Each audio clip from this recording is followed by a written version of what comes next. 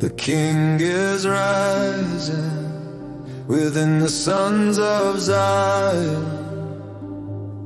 He is the royal lion, shining God's glory forth. They are God's purebreds, the Father's newly bevids, given in marriage, coming forth in His strength and courage. God's lion so bold, molded by fire according to the pure desire from the heart of the Father. Heaven's story to be told. All of hell and creation tremble. They shall be caught up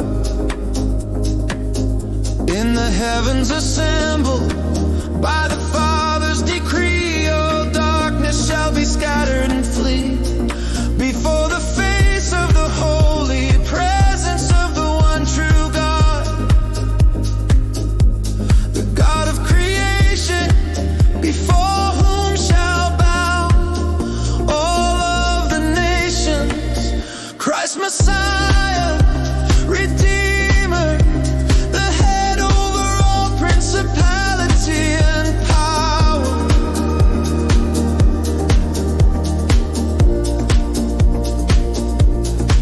He roars from the throne of His glory. He roars in the majesty of His great voice of authority. The earth, the people, all of the heavens shaken. His great love causing multitudes to awaken in the valley of decision. His reigning sons glorified to be sent on a mission. The Great Commission must be completed for so many lost souls to be delivered from prison.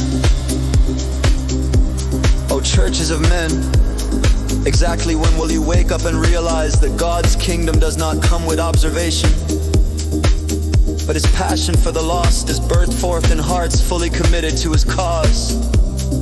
Hearts emptied of self in the way of the cross, purged by fire, burning out all fleshly dross. It's the passion of the Christ conquering the inner courts, piercing the deepest parts of the chosen and not those just called. For does His word not say many are called, but few are chosen? Few become the chosen, not those complacent, putting God's call on hold. There are many called, but only a remnant sifted out. For few are willing to humble themselves to escape from the crowds. The King comes again to be born inside the stable few, because He is rejected by the in crowd and their religious systems and cliques. Religious organizations of men who has organized God out of their meetings, thinking He is there to esteem their cathedrals, temples, and synagogues, which have become a devil's den.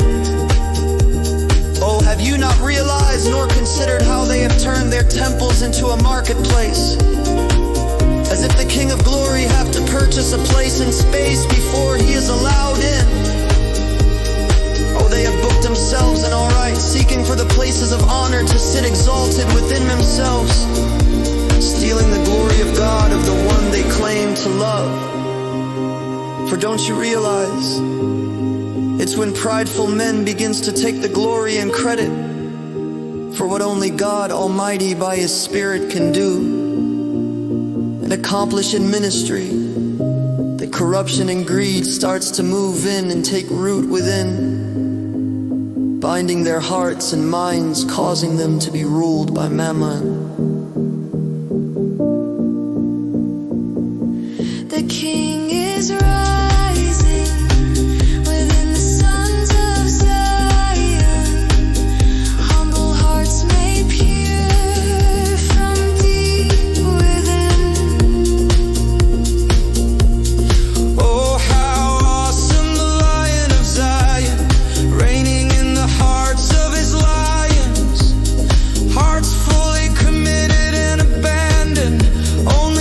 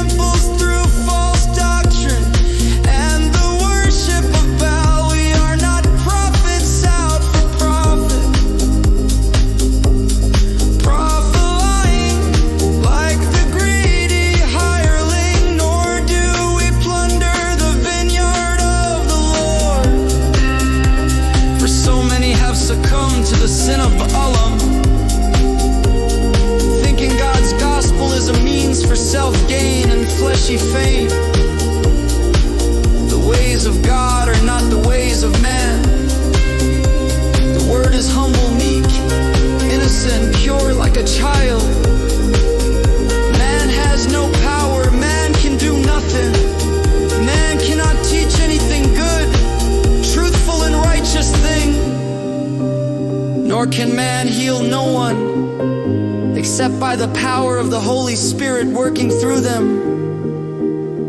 All men shall give account of themselves, how they have managed the affairs of the great God and King.